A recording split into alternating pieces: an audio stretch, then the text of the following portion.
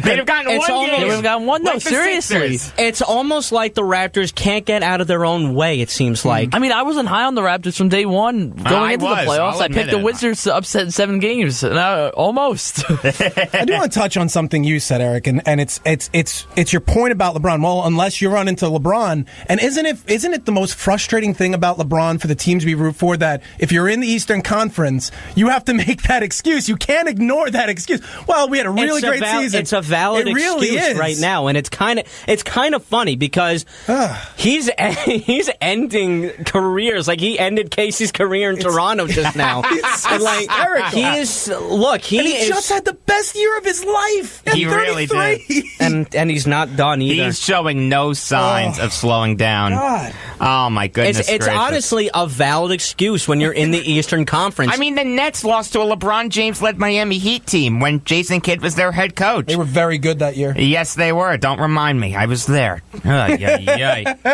Those are glory days. Those were my glory days, like Bruce Springsteen. Oh, man. Yeah, it was fun until Jason Kidd showed his true colors. You are listening to Beyond the Game on the Voice of Nassau Community College, 90.3 WHPC. We are live twice a week. Nick, you can stay there. We have an extra microphone. I was going to give her the chair, though. Oh, very gentlemanly of you, Nick. Very gentlemanly of you. Come on, Jacob. Wasn't thinking that way. Let's see. We are live twice a week, Tuesdays at 5 p.m. and Fridays at 3 p.m. I am Jacob Volk. Sitting across from me, Dominic Arbolino, Eric Fischetti, Nick Ornberger, and the true hockey maven. Tell it that other guy can't say that enough, Eleanor Chompy. Number to call if you have something on your mind is 516-572-7440. And let's get to hockey. The conference finals round of the Stanley Cup playoffs will start tonight. With that in mind, I'll go through both series, and we'll make our picks. Sound good, guys? Let's do it. I will honestly say that it was a lot easier for me to make my picks here than it was in basketball. And we'll start with Lightning Capitals.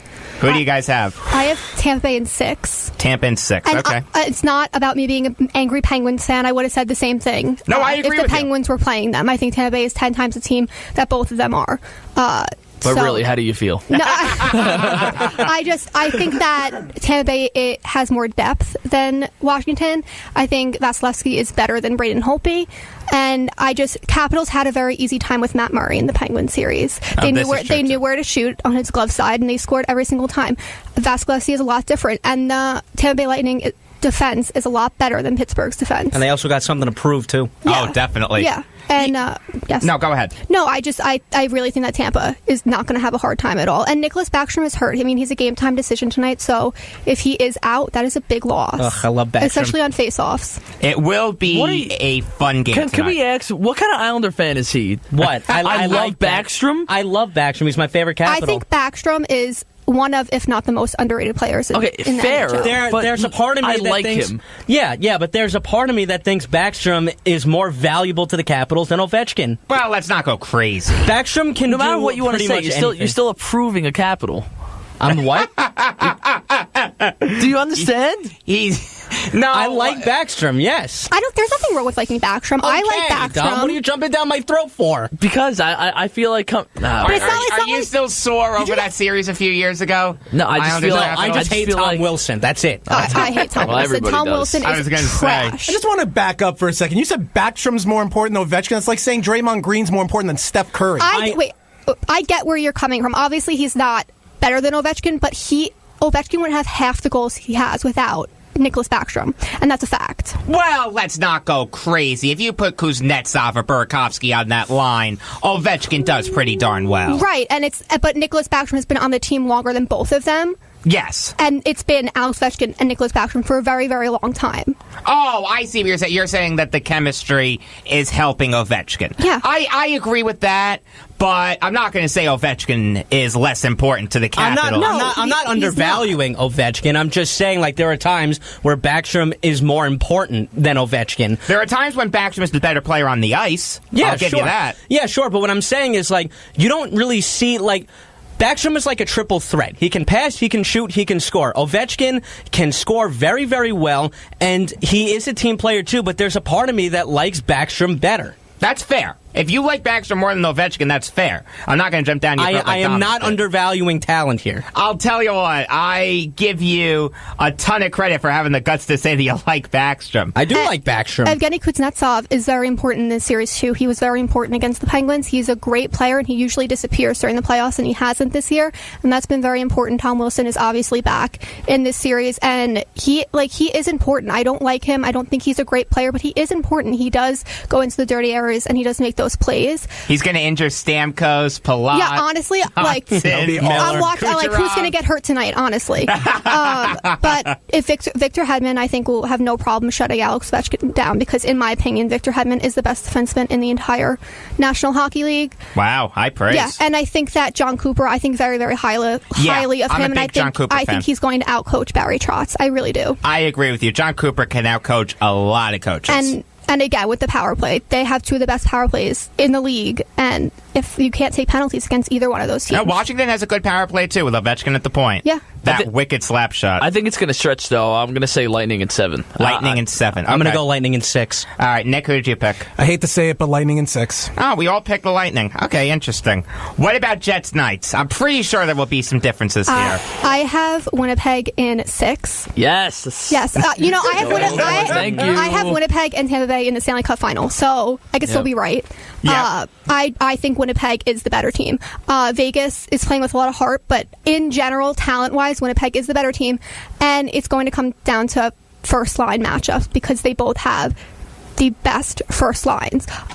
Winnipeg with Blake Wheeler, Kyle Connor, and Mark Scheifele, and Vegas with Riley Smith, Jonathan Marchessault, and William Karlsson. So Winnipeg has a lot of players that can put the puck in the net. They have more players that can do that than Vegas, and that's going to be the key to this series. I agree with you, Eleanor. I have Jets in 6. Which is why, it's almost a kind of a questionable call of what Nashville did yesterday, pulling Rene so early. I understand that he gave up, 2 goals? It was 2 goals on 7 shots. And but they were easy goals, though. Yeah, both of those goals were very, very soft. It was a desperation move. I know why they did it. I understand. I'm not sure if I would have done it. You do it to, try to change the momentum and wake up your team, Mm-hmm. And I get it. And my brother, he's a goalie, obviously. He was watching the game with me. He was like, I can't believe Pekka Rinne gave up those goals. But it shows you that even the best have bad games. Yeah. I will say, I'm looking forward to seeing Hellebuck versus Fleury. Yeah. That's going to be really fun. One of the best young goalies in the NHL. Also, just to have a new Stanley Cup final, not only... Yes! Obviously, we're not getting...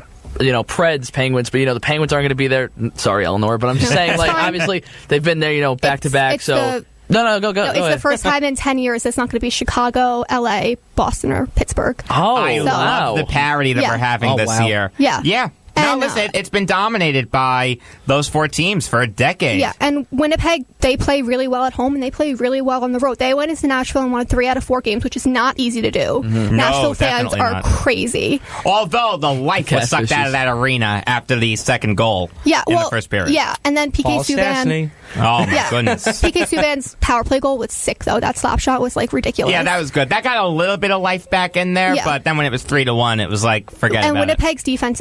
I thought in my opinion, Nashville has the best defense in the league, and they did not play well at all. No, definitely not. Winnipeg outplayed them in every aspect. They gave up 5 goals. I mean, there's no excuse. Admittedly, I wasn't watching the game. I was at the Yankee game, but from what I heard, and I was following the game, especially during the rain delay, Winnipeg just outplayed Nashville. I was flipping through. It was a very, very good Winnipeg offense. You know who I feel like is a key for Winnipeg and honestly why they're doing so well is Byfuglien. I'm going to be honest. Byfuglien's play has been unbelievable. He's been scoring, and I don't know if you noticed this. I believe it was from Game 4 in Nashville. No, that wouldn't have been in Nashville, was it? I don't know. One of the games when they were in Nashville. Maybe Game 2, I don't know. But Byfuglien, straight up, just handled 2 players just like it was nothing. They were trying to, fight whatever, and he was just grabbing them, and they couldn't do anything. That was one of was just him alone. Games, Yeah. I remember that. And he can score. He doesn't just hit. He can score, and he is so good. He's very intimidating. Yep. Very intimidating. I like Byfuglien a lot. I just think Winnipeg has so much depth, and I think they're a powerhouse. Play right now too has been unbelievable, and then everyone you just said the first line they have, and you also forget they also have Line A on the second line. Billy Goat and Nikolai Ehlers too, who is awesome. So Winnipeg is so deep, and I don't think Vegas. I think they're a good team. I don't think they're a great team. Obviously, it's their first year. I will say this: my heart says Vegas, but my head says Winnipeg. Yeah, and I want another 7-game series. And whoever's coming out of the West, I'm pulling for them hard. Yes, I agree with you 100%. So you have Winnipeg in 7? I have Winnipeg in 7. Dominic, who do you have? Winnipeg in 6. Winnipeg in 6. Nick? I'm flip-flopping. I've been with Winnipeg the entire playoffs. I'm taking Vegas in 7. Fleury is playing out of his mind. Good! We got some parity. I like it. I like it a lot. And Connor Hellebuck is playing out of his mind, too. So it's going to be... It's a goalie matchup. It is a goalie matchup. Like I said, Hellebuck versus Fleury. That's going to be very fun to watch. The Kings and the Sharks are very different teams than Winnipeg. Oh, completely definitely. different. Vegas had a very easy time with both of them, and I don't think that's going to be the case. They really did. Vegas and Winnipeg play the speed game, so yeah, absolutely. It'll be interesting. So the Maple Leafs hired Kyle Dubas, not sure how to pronounce his last name, as their GM. Before this, he was an assistant GM for them since 2014. Eleanor, what are your thoughts on the hire? I think it's so great. He's 31. When he was 25, he was named GM of the Greyhounds of the Ontario Hockey League, and he did awesome with them. He mortgaged the future for Jack Campbell. Yes. And he has been GM of the Toronto Marlies, who are the AHL affiliate of the Maple Leafs, and he did a great job with them. They finished first this season. I think that is going to be great. It's good to have a young guy, I think, in my opinion. Would you have rather had him or Mark Hunter? I like Mark Hunter more, to be honest with you. I think I would rather have him because... he's been here. He knows Maple Leafs. He was head of player development. So I like him a lot. I hear you. No, I think it's a good hire for the Maple Leafs. They're going in the opposite direction of Lamoriello. It's going with a young guy. And you know what? It's an exciting time to be a Leafs fan. Yeah. With Austin Matthews, Mitch Marner, William Nylander. It's a very fun time to be a Leafs fan. And I think their Stanley Cup drought is coming to an end very soon. Maybe in the next 3 years. Yeah. How about that for a bold pick? I'll bank on that. So, while we brought up the Maple Leafs, I want to hit on an Islander rumor of Lou Lamoriello possibly coming in. What are your thoughts on that, guys? Look, to be honest with you, I would rather anyone but Garth Snow. So, Eleanor, this is true, too. I would like to extend to you the role of general manager for the New York Islanders. Will you accept? No, don't give it to a Penguins fan. He'll fix the team. I would give it to you. I'd give it to Dom. I'd give it to anyone except Garth Snow. Look, here are my thoughts. Chris Lamoriello is in the system for the Islanders also, and he's his son. Yes, I know the age is kind of a factor, but there's experience, there's success, something that Garth Snow does not have. If you can change the culture of New York Islander hockey in a whole, I would sign up for it. I really would. If it's out there, if the talent is out there, if he wants to come here, I'm all for it. Yeah, I'm torn on it. On the one hand, Lamoriello's a Hockey Hall of Famer, 3 Stanley Cups, and is one of the best executives in NHL history. But on the other hand, he's, 75 years old? The guy is only going to be here for, 3 years at the most? It's just a Band-Aid to me. The only way it makes sense is if there's a succession plan in place for his son to take over when he moves on. Well, there's no way to bank on it now because obviously it is a rumor. There is no traction to that right away. But if anything, I think you're sending a message because I don't think he's going to sign right away. I think you're sending a message to John Tavares saying look, we're giving you a general manager, a real one, and we want you to have success here too. We want you to be a New York Islander as much as. Actions speak louder than words. I understand. It's just again. Hire Lamoriello, then it'll mean something. And with him, he had amazing success with the Devils, but that was a long time ago. Yeah, and he really had no success with the Maple Leafs. They underachieved this year. And the Islanders need so much help. They are in so much trouble. They are. It's going to take years. Yeah, but does Lamoriello have years? I don't know.